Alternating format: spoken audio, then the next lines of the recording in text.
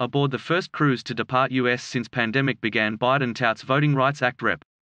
John Lewis, longtime chief of staff, talks about Congressman's last book. Former head of CDC discusses Delta variant, COVID vaccines for young children. 2 Baltimore police officers shot while trying to apprehend a murder suspect. Johnson & Johnson vaccine possibly linked to rare nerve condition. CDC family seeks answers after American kidnapped in Moscow. What we know about suspect arrested in Haitian president's assassination. At least 94 bodies recovered from Surfside condo collapse. Car smashes into hotel turned homeless shelter in New York on location. July 13, 2021. Countdown to Tokyo Olympics as new state of emergency goes into effect. Confusion over guidance on school protocols and booster shots on location. July 12, 2021. Battle over voting rights. Parents in limbo as kids face school return. We have seen an uptick this year since the designation, Park Superintendent Lizzie Watts told ABC News.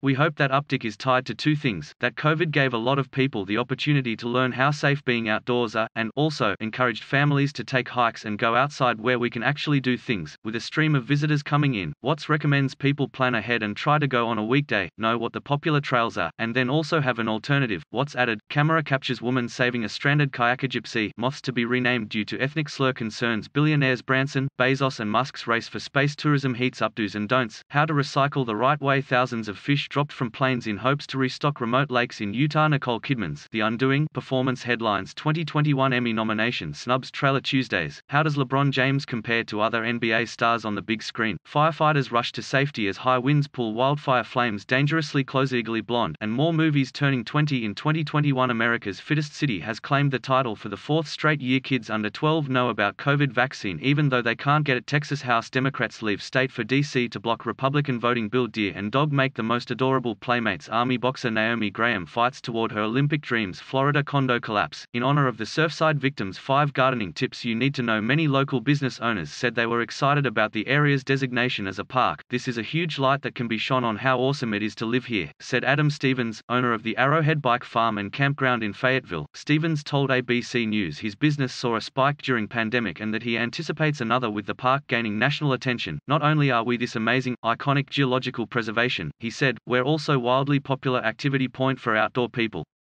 So, that was what we had before all this happened. Maura Kissler, co-owner of Waterstone Outdoors in Fayetteville, said that foot traffic has been off the hook. We sit and look across the shop at each other all the time, and I'm like, what the hell is going on? And that is a great problem to have, she said, adding that there is some concern over the park's infrastructure. We just need a few more parking lots and need to get better about distributing visitors across our park. We need to use all the different trails and all the different overlooks. It's been really easy to just send people to the standard spots and that's doing visitors a disservice. We just need to get smarter about that, and that's what we're working on now, but others have other concerns. Larry Case, a writer for the blog Guns and Cornbread, has spent decades as a conservation officer and hunter in the New River Gorge. A lot of us hunters, he said, we feel the land was taken from us. That's my stance on it, and I believe of a lot of other local people. Hunting, another outdoor activity that saw a boost during the pandemic, is steeped in tradition in West Virginia.